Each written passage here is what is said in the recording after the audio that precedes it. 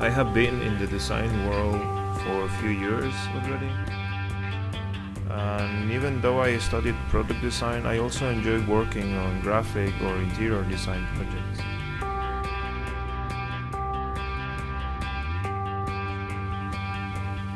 The concept behind my idea for the Victorinox knife comes from the fact that it's a very versatile tool that you can use almost everywhere and in different situations, especially in the cities because it's small enough to carry it all the time as a keyring, for example.